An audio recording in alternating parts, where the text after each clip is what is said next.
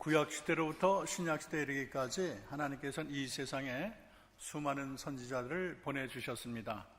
그 중에는 거짓 선지자들도 있고 또 그 중에는 하나님의 참 선지자가 공존했습니다.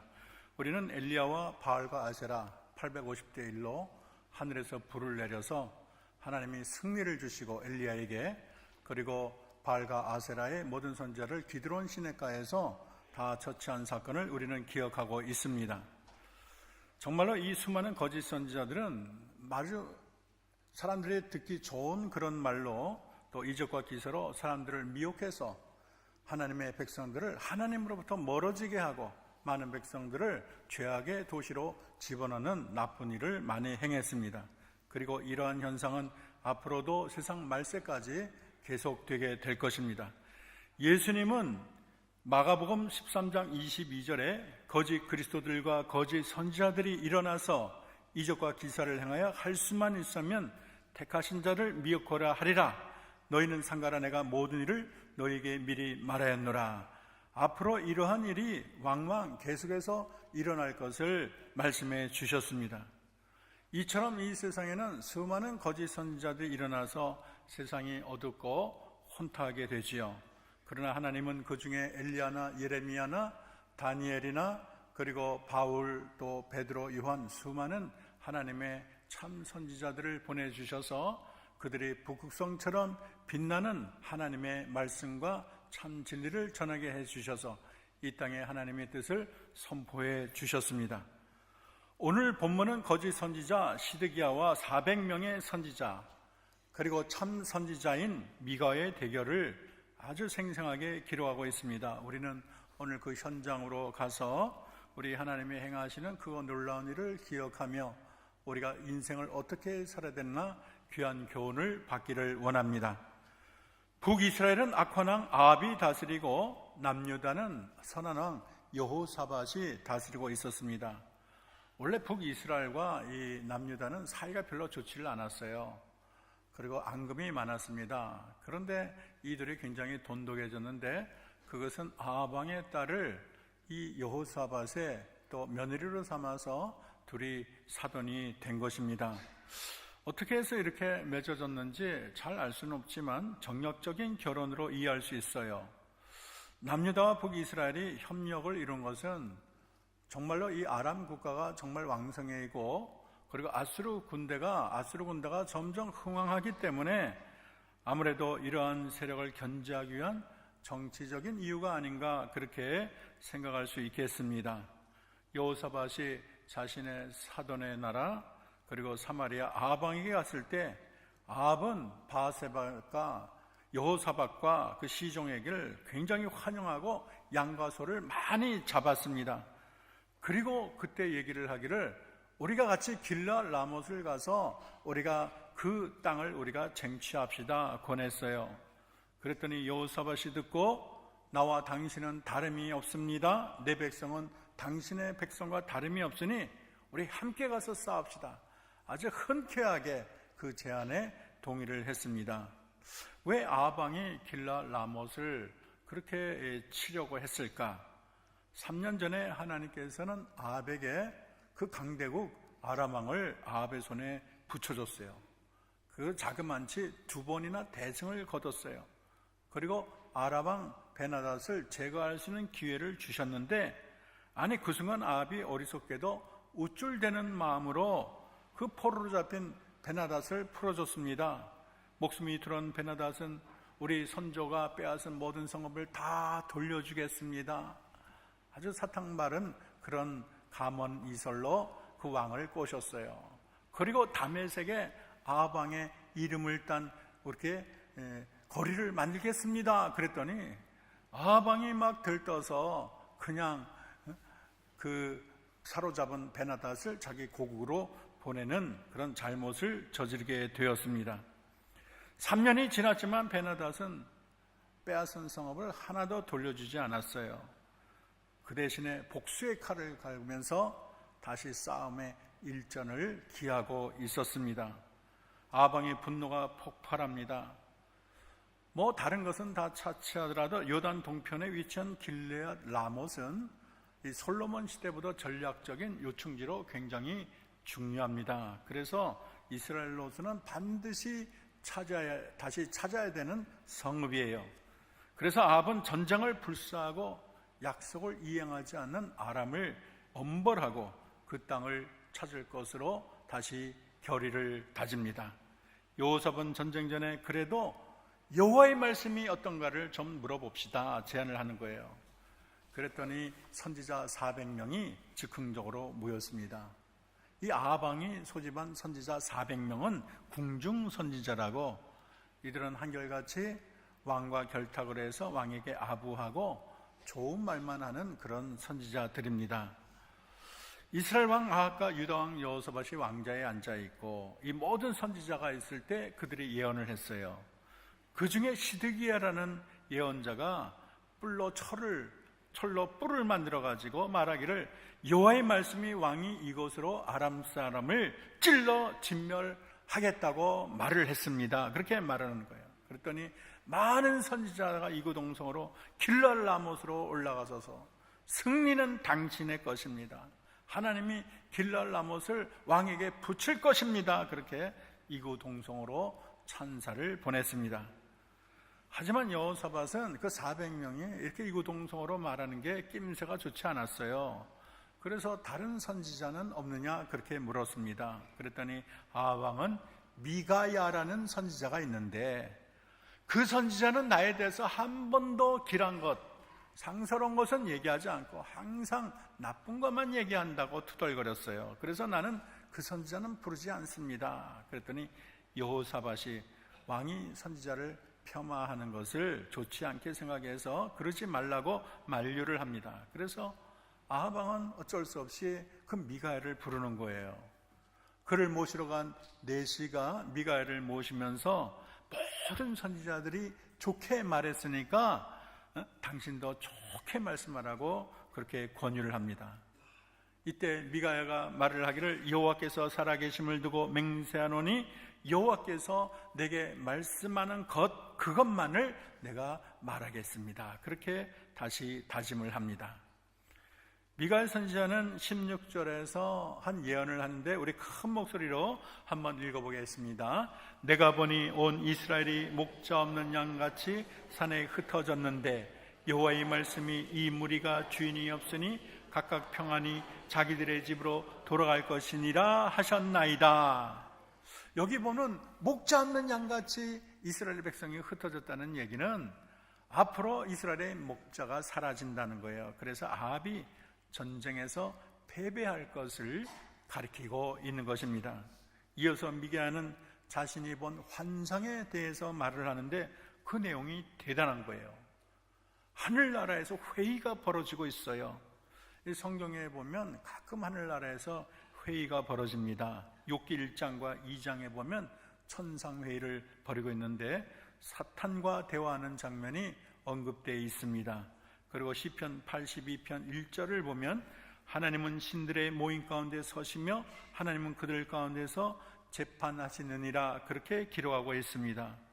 여기서 신들의 모임이라는 것은 여호와 하나님이 주재하시는 천상의 어전회의를 가리키고 있습니다. 우리가 생각할 때 하나님이 가장 위대하고 지혜로우신데 그렇게 회의할 필요가 있을까 그런 생각이 들어요. 물론 하나님은 위대하시고 지혜로우셔서 아무 회의도 없이 홀로 모든 것을 행할 수가 있지만 또 동시에 우리 하나님은 굉장히 겸손하시고 인격적이라서 많은 천군 천사 또 그곳에는 영의 의견을 물어보고 또 회의를 통해서 자신의 계획을 진행하기도 하는 것입니다. 예언자 미가야가 보니까 하나님이 보좌에 앉아있고 하늘의 만군이 좌우에 쫙 늘어선 거예요. 그때 여호와가 말하기를 누가 아합을 꾀어서 길랏 라못에 가서 죽게 할꼬 그런 문제를 제시하는 거예요. 그랬더니 한 영이 나와서 이렇게 하겠습니다 저렇게 하겠습니다 자기의 의견을 말하는 거예요. 근데 하나님 마음에 들었는지 대답이 없다가 한 영이 나오더니 여호와 하나님 내가 저들을 기만하는 영이 되어서 저 선지자 입에 내가 거짓말하는 영이 되어서 그 길랄 라못의 아합을 그곳에 진격을 해서 거기서 죽게 하겠나이다, 그렇게 제안을 하는 거예요. 하나님이 들으시고 그렇다, 맞다, 너는 이룰 것이다 하고 그것을 승인해 주었습니다. 여기 천상회의의 주제가 누가 아합을 깨어 길랄 라못에 올라가서 죽게 할꼬, 참 이 제목이 참 놀랐습니다. 왜 아합 왕에게 하나님이 이러한 의제를 놓고 하늘에 있는 영들과 토론을 할까요? 그것은 아합 왕이 하나님 눈에 완전히 벗어났어요. 아합 왕은 이방 나라 공주 이세벨을 취했는데, 이세벨은 엣발이라고 자기 아버지가 그 이방신의 제사장이자 왕입니다. 시돈 나라.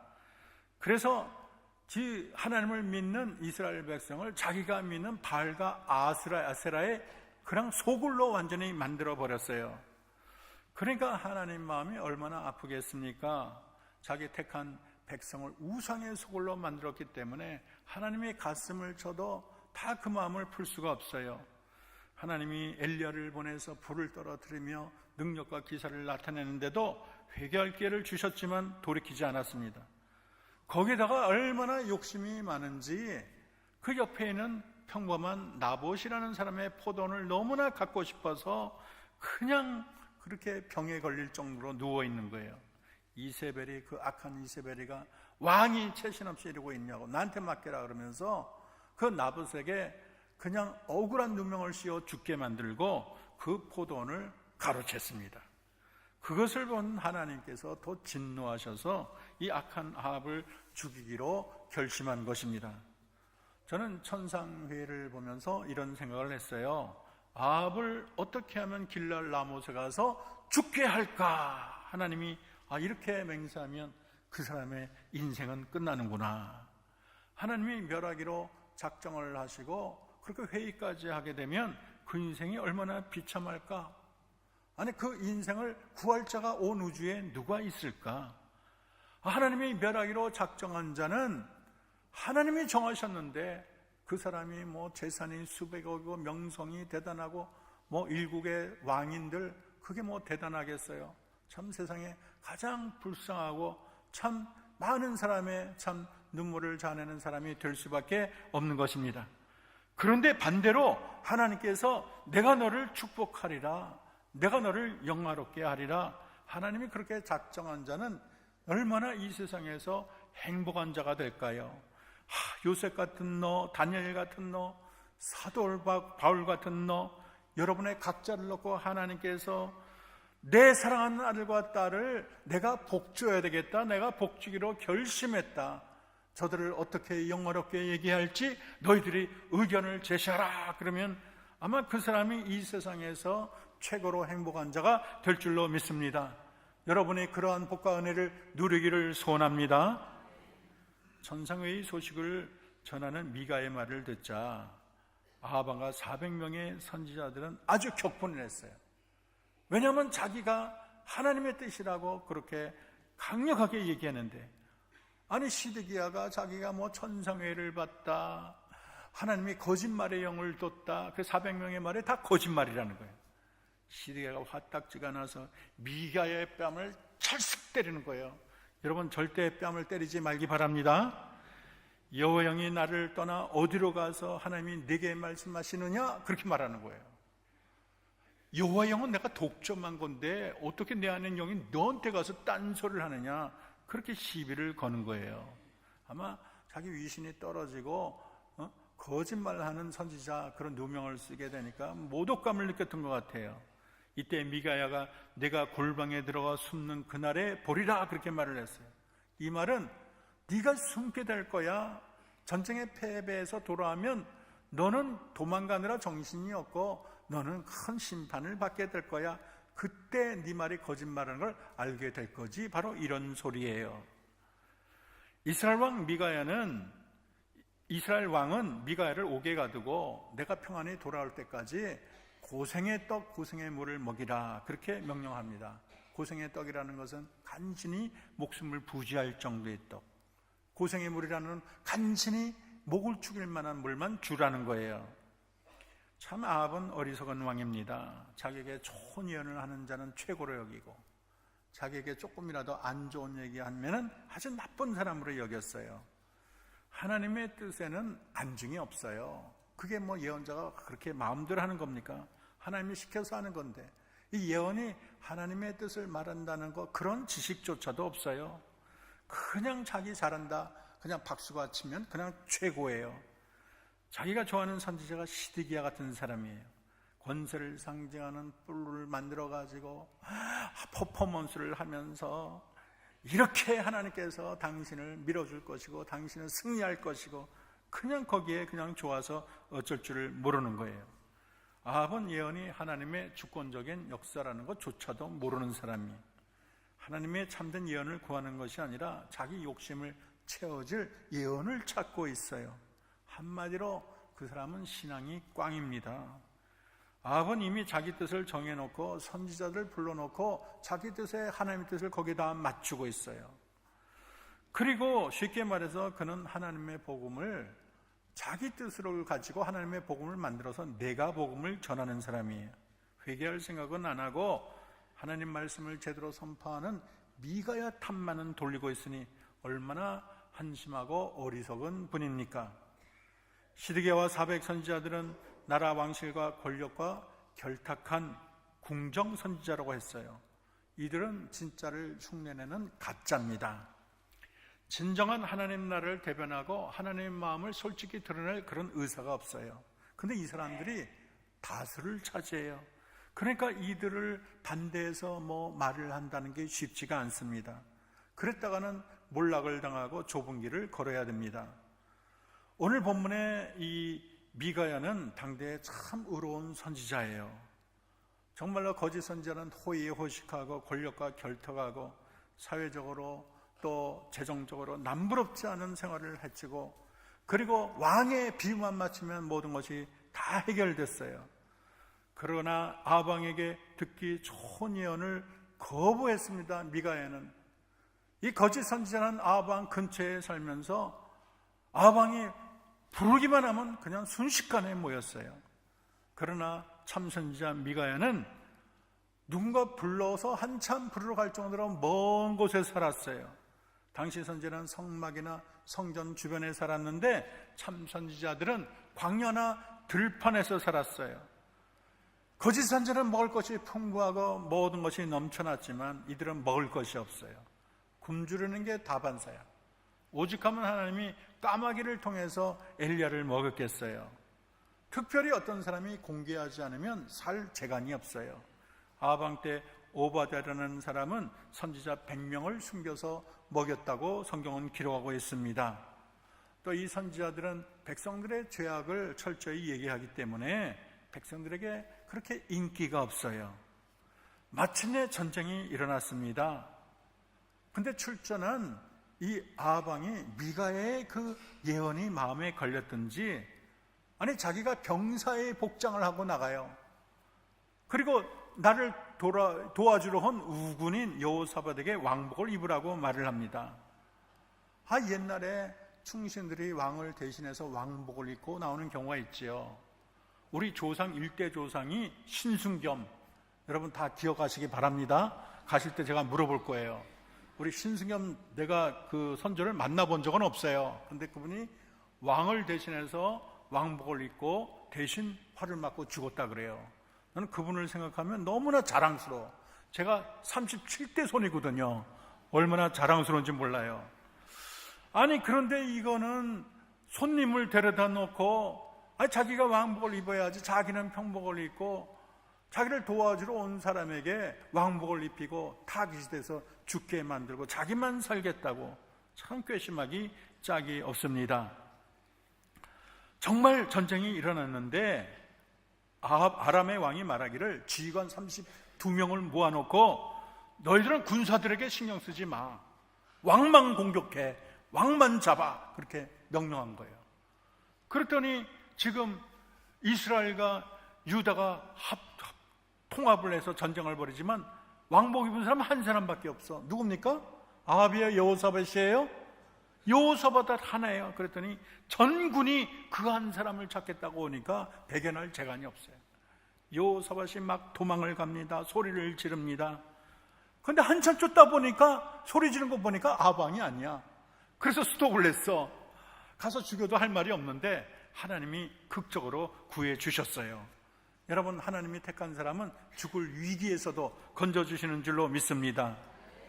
그때 한 병사가 무심코 활을 쫙 당했어요. 졸다가 쐈는지 그냥 탁 쐈는데 날아가갖고 누구 맞았을까? 아방이죠. 그렇지 않으면 내가 말할 리가 없죠. 아방 그 갑옷에 탁 맞았는데 보통 갑옷을 맞으면 튕기지 않습니까? 그런데 이 갑옷이 그 사이 가슴막이와 연결된 부분 그 사이에 탁 맞았어요. 피를 흘리는데 전쟁이 너무 격렬하니까 뭐 피할 도리가 없어요. 계속 싸우다가 피를 많이 흘려서 저녁에 죽고 말았습니다. 아합이 죽자마자 이제 이스라엘 군대는 전투를 중진하고 이제는 귀향을 하게 됐습니다. 아합의 시체는 사마리아로 메어왔는데 그 병거를 창기가 목욕을 하는 사마리아 못에 씻었는데 개들이 그 물을 핥았어요. 그 피를 핥았어요. 그래서 하나님이 미리 예언한 게 다 적중을 했어요. 왜냐하면 하나님이 어떤 예언을 했냐면 아합이 하나님이 죽이기로 작정한 베나닷을 살렸기 때문에 하나님이 선지자를 보내서 네가 살린 베나닷의 생명을 네가 대신하리라 말했어요. 근데 결국은 베나닷은 살았지만 자기는 죽었잖아요. 그게 적중을 했고, 또 하나는 네 시체를 개가 핥으리라 그랬는데 그것도 이루어졌어요. 아합은 변장을 해서라도 자기를 어떻게든 살려고 했지만 하나님의 엄중한 심판을 이겨낼 재간이 없었어요. 인간의 어떠한 보호 장치도 하나님 말씀의 성취를 막을 수는 없었던 것입니다. 여러분, 하나님께서는 보잘것없는 평범한 한 사람, 그 나봇의 포도원의 주인공 이 나봇의 목숨까지도 왕에게 책임을 물은 것입니다. 여러분, 하나님의 정의가 어디 있어? 세상 하나님이 있다면 이럴 수가 있어. 하나님이 있다면 왜 6.25가 일어났냐? 하나님이 있다면 왜 세상에 악이 있느냐? 그런 질문을 많이 하지만 하나님의 정의는 무심한 것 같지만 반드시 이루어질 줄로 믿습니다.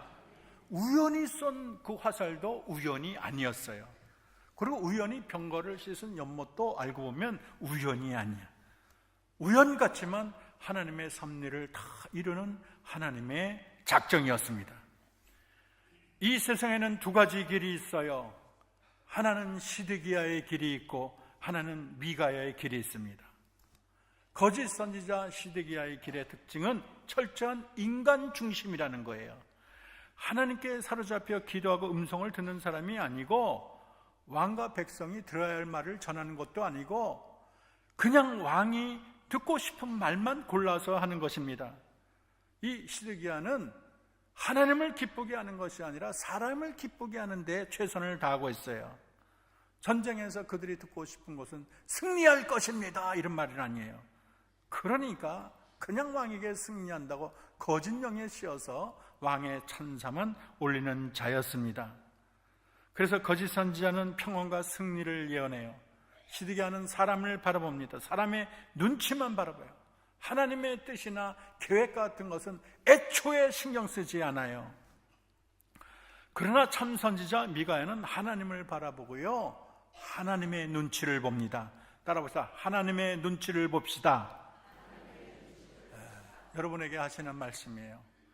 우리가 하나님의 눈치를 볼 줄 알아야 돼요. 내가 이렇게 사면 하나님이 기뻐하실까? 내가 이렇게 행동하면 하나님이 칭찬하실까? 저 그분의 눈치를 보면서 저 그분이 어떻게 생각하실까? 내 인생을 어떻게 생각하실까? 우리 교회를 어떻게 생각하실까? 우리 가정을 하나님이 어떻게 생각하시나? 내 자녀를 하나님이 어떻게 생각하실까?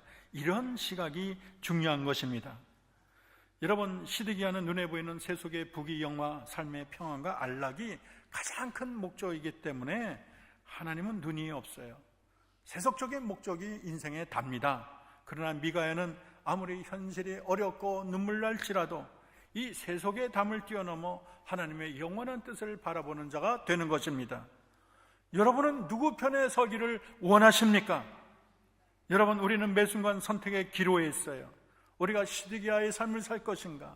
우리는 미가의 삶을 살 것인가? 우리는 택해야 됩니다. 시드기야의 삶이 당장에는 좋지요. 왕이 박수 쳐주고 잘했다 칭찬하고 은전도 주고 먹을 것도 주고 지금 편안하잖아요. 그러나 이제 시디기야는 큰일 났어요. 이제 군대가 다 몰려오면 누구를 혼내겠습니까? 너 시디기야에게 와라. 너 거짓 예언했지? 너 때문에 왕이 죽었어. 네가 대가를 치러야 돼. 아마 도망가기 바쁠 것입니다. 그뿐 아니라 하나님의 심판대 앞에 서면 무서운 멸망의 구렁텅이에 던져지게 될 것이 뻔한 거예요. 상상할 수 없는 처절한 몰락이 기다리고 있는 것입니다. 엄밀히 말하면 아합에게 미가야 같은 참된 선지자가 있다는 것은 참 축복이었어요. 미가야는 다시 살 수 있는 기회를 제공하는 사람이에요. 근데 영의 눈이 멀어가지고 보석을 알아보질 못했어요. 굴러 들어온 축복을 발길로 뻥 차고 말았어요. 미가야는 진정한 선지자인데 세상이 다 반대를 해도 의연하고 철저히 의의 길, 고난의 길을 걸었습니다. 미가의 삶의 최우선은 하나님 한 분이었어요. 여러분, 양약은 입에 쓰나 몸에 좋다는 얘기가 있어요. 세상의 출세와 세속의 소리는 달콤하지만 좁은 길을 걸으시라는 주님의 음성은 쓰디쓴 한약과 같습니다. 때로는 미가의 길이 외롭지요. 우리 청년들이 이제 직장에 들어가면 제일 어려운 게 술자리예요. 제가 7년 동안 교사를 했는데 제일 어려운 게 술자리였어요. 안 갈 수도 없고 다들 회식하고 술을 마시는데 참 그 자리가 너무 힘들었어요. 그래도 좀 친교하느라고 같이 가면은 내 앞에는 늘 콜라 사이다. 제 별명이 안주킬러.